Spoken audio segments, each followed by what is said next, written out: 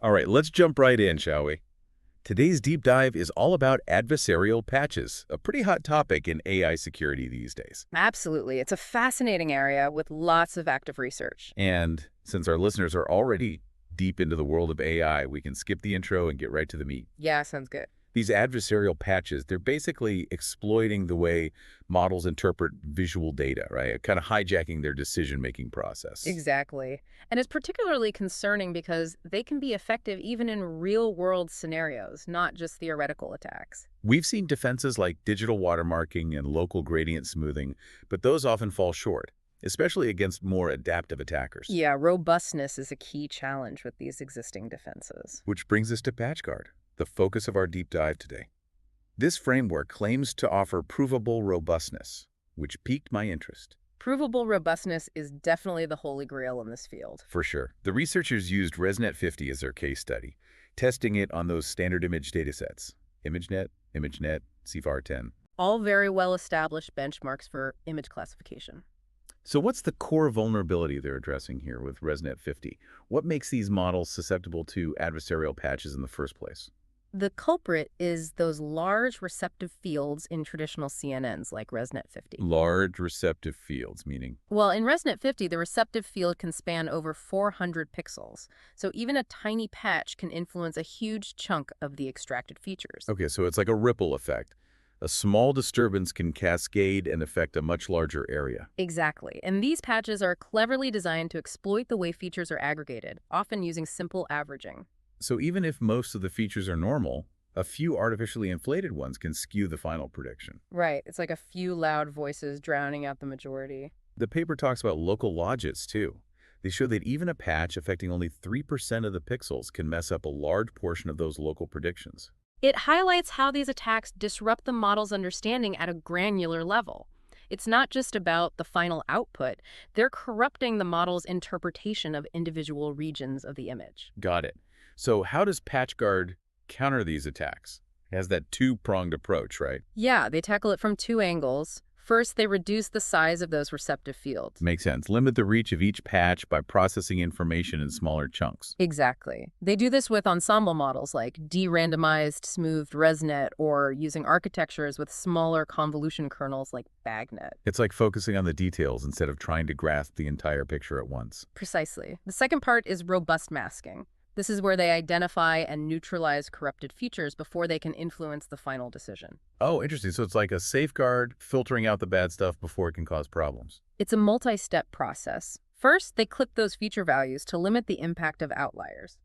Then, they use a sliding window to scan for suspicious regions, those with abnormally high values. And those suspicious regions are the ones potentially affected by the patch. Right. And finally, they just mask out those regions, basically silencing the corrupted features. So even if the patch is present, the model is trained to ignore its influence. It's almost like surgically removing a tumor. That's a good analogy. And this creates a real dilemma for the attacker. To be effective, they need to create those large feature values.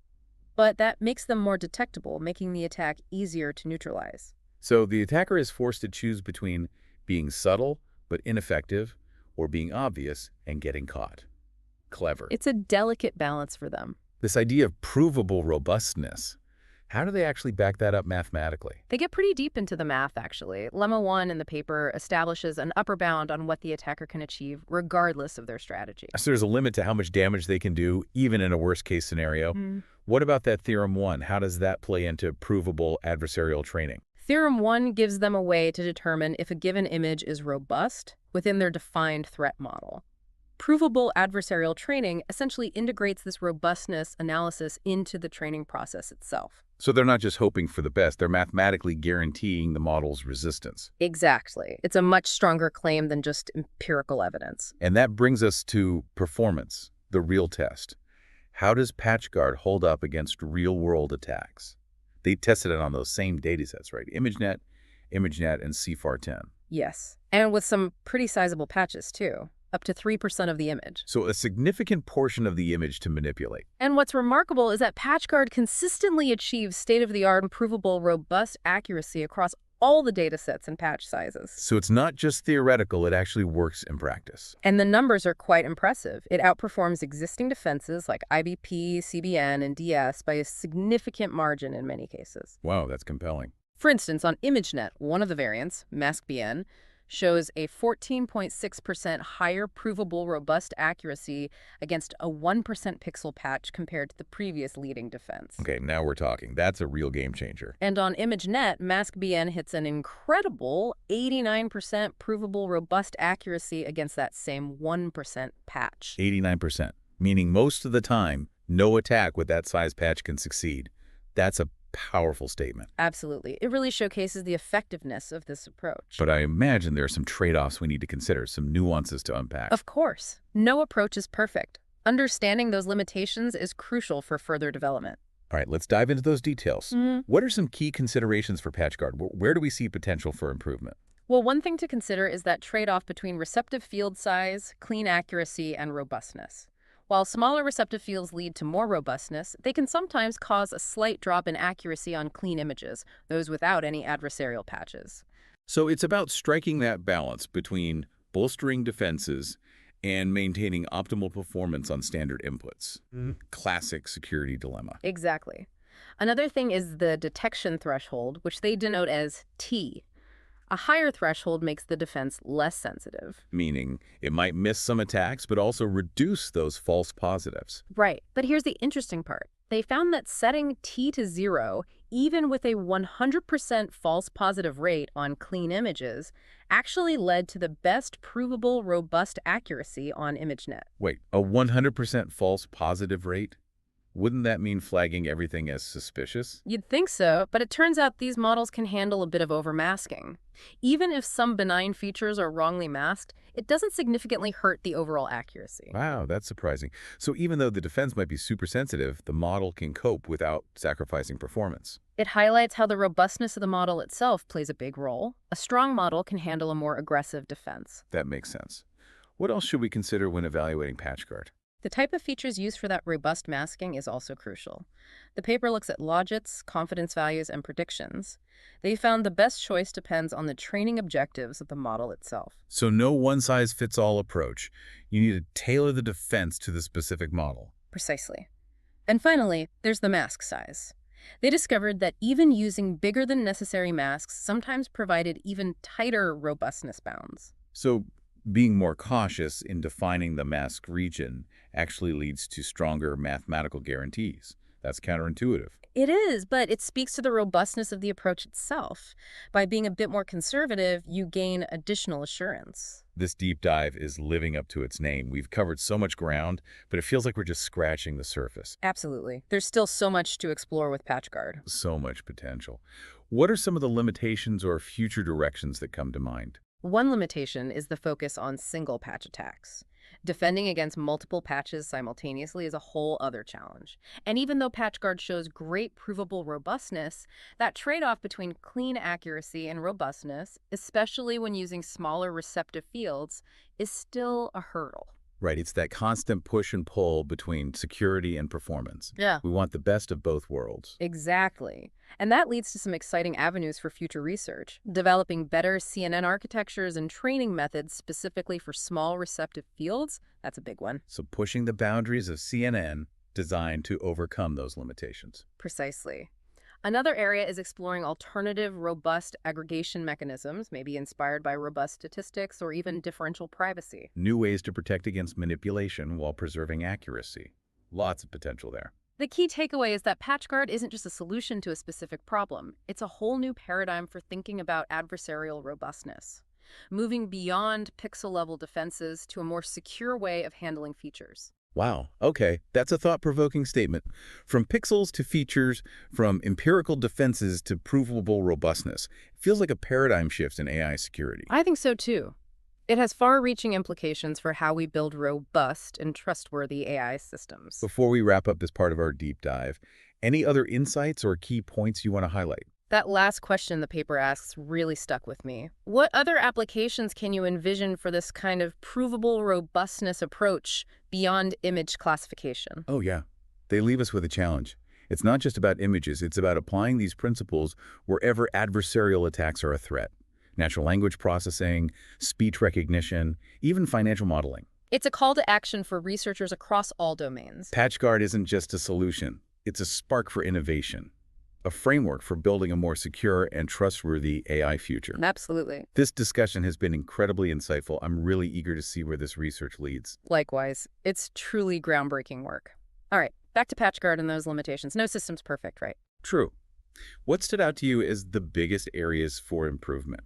Where do we go from here? Well, they're upfront about that trade-off between clean accuracy and robustness. Yeah, PatchGuard keeps good clean accuracy, but there's still a drop compared to models without any defense, especially when those receptive fields get smaller. The classic security dilemma, right? Make it more secure, lose a bit of performance. Yep, spot on. They actually point to two main ways to tackle this: improving CNN architectures and training methods, specifically for small receptive fields, and exploring those robust aggregation mechanisms. Okay, let's unpack that. So CNN architectures first.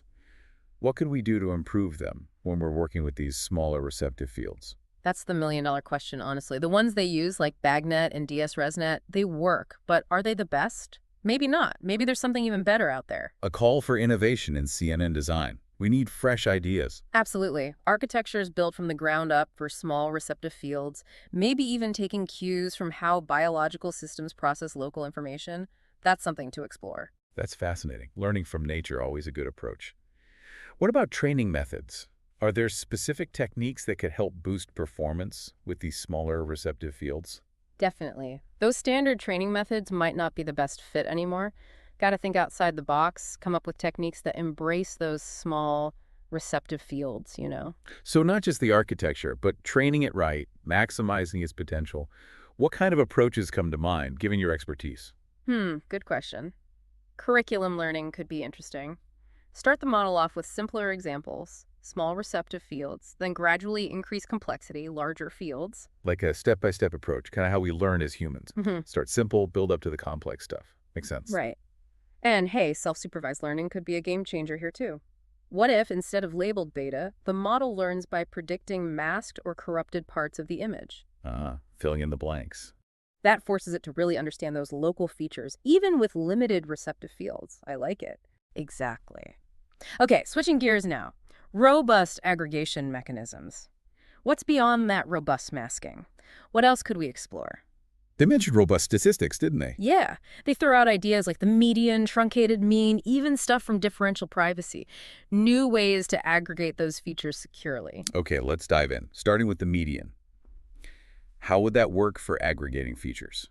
Well, instead of just averaging everything, which those adversarial patches can easily mess up, we use the median.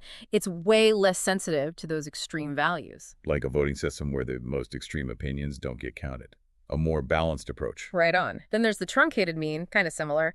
It tosses out outliers too, trims off the extremes before calculating the average. So even if some features are crazy high or low, they skew the results. Exactly. Now, differential privacy, that's a whole other beast. It's all about making sure calculations don't leak too much info about individual data points. I've come across differential privacy, mostly in data security, keeping things private. But how does it connect to this? To feature aggregation and adversarial robustness? Think about it. What if your aggregation mechanism was differentially private? Even if some features are manipulated, the overall result barely changes. So it's like a shield, protecting individual features from having too much influence. Clever. Exactly. And here's the kicker. Some of these mechanisms might not even need any parameters. No more fiddling with thresholds and settings. No more. Simple and robust. That's what we want. And then they even hint at custom secure aggregation mechanisms. Now we're talking blue sky thinking. My research brain is tingling. What kind of custom mechanisms are we talking about? The sky's the limit. Imagine game theory-inspired mechanisms. The aggregation process becomes a game between the defender and the attacker. A constant back and forth, trying to outsmart each other? Sounds intense. Or we could borrow from those distributed consensus algorithms. Aggregate those features in a way that can't be messed with by just a few bad actors. So even if some features are compromised, the overall result is still trustworthy. Resilience, that's the key. Bingo. The takeaway here is huge. PatchGuard is more than just a fix. It's a whole new mindset for adversarial robustness. It's not about pixels anymore. It's about protecting those features. Okay, yeah, I see that. It's a fundamental shift. We're not fighting over the raw data. We're fighting over the meaning, the model extracts. And this opens up a whole new world of possibilities. Robust statistics, differential privacy, all these fields can contribute. Right. PatchGuard is like a catalyst, bringing all these ideas together. We can build defenses that are way stronger, more adaptable. It's an exciting time. I'm with you on that. This feels like the start of something big. We've explored those limitations, the potential, all these new directions. Any other key takeaways, anything we should leave our listeners with before we wrap up? Just a reminder, PatchGuard is awesome, groundbreaking even, but it's still early days. Lots of work to do. Test those mechanisms, develop new architectures, see how it works in other areas beyond images. PatchGuard isn't the end. It's the beginning. A starting point for a whole new wave of research and development. Exactly. And, let's be critical too. Those results are great, but we need to understand the trade-offs, those limitations, and think about any unintended consequences as we move forward. Responsible innovation, that's what we need. Couldn't agree more. On that note, let's move on to the final part of our deep dive. Time to synthesize everything, all those key takeaways, and see what this means for the future of AI security. Okay, welcome back to the final stretch of our deep dive. We've covered a lot with PatchGuard, the good, the challenges, and the what-ifs. Time to bring it all together. Synthesis time, right? What have we learned? What does it all mean? Big picture stuff. Exactly. So let's recap. Adversarial patches, they exploit those weaknesses in CNNs. Large receptive fields, linear feature aggregation, all those things we talked about. A real threat, even outside the lab. Yeah, those attacks, they highlight how even advanced AI systems, they're not foolproof. You can manipulate them, trick them into making bad decisions. In PatchGuard, it comes in with a whole new approach. Shrink those receptive fields, use robust masking, basically limit the damage and filter out the bad stuff. A 1-2 punch. And not just based on, oh, it seems to work. They've got the math to back it up. Provable robustness, that's the game changer. Lemma 1, Theorem 1, all that. It's not just intuition, it's guarantees. We can be confident about how well it works, and those performance results, they're pretty convincing too. Absolutely. State-of-the-art across the board. Outperforming all those existing defenses, those numbers, they really speak for themselves. So PatchGuard works, but like we discussed, it's not perfect. Those trade-offs, they're always there. Smaller receptive fields, they give you more robustness, but sometimes you lose a bit of accuracy on clean images. Right, you got to find that balance. And then what features do you use for masking? What's the threshold? Those choices matter too. Got to tailor it to the model, its goals, all that. It's a reminder that AI security, it's not just about the algorithms. It's about understanding how everything interacts, making smart design choices. Spot on. And I think one of the biggest takeaways from PatchGuard is that it changes the game entirely. We're not just playing defense at the pixel level anymore. It's about protecting those features, how they're combined, how meaning is extracted. Secure feature aggregation, that's the new frontier. We talked about those alternatives, the median, truncated mean, even bringing in differential privacy. Yeah, borrow from other fields, combine those ideas. We can build even stronger defenses, more adaptable, more reliable. And that question at the end of the paper, it's like a challenge. How do we take this beyond images? How do we apply this to other areas where AI is vulnerable? It's a call to action for the whole research community. Think bigger, think broader, natural language processing, finance, you name it.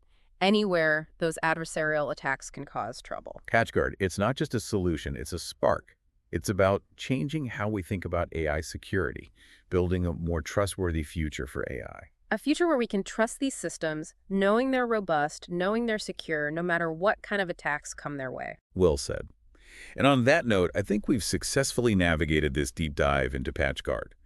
From the fundamentals to those limitations and future directions, I hope our listeners are walking away with a deeper understanding of this fascinating and crucial area of research. I second that. It's been a great exploration, a chance to really delve into the cutting edge of AI security. To all our listeners, thanks for joining us on this journey. Keep asking those tough questions, keep pushing the boundaries, and we'll see you on the next deep dive. Until then, happy researching.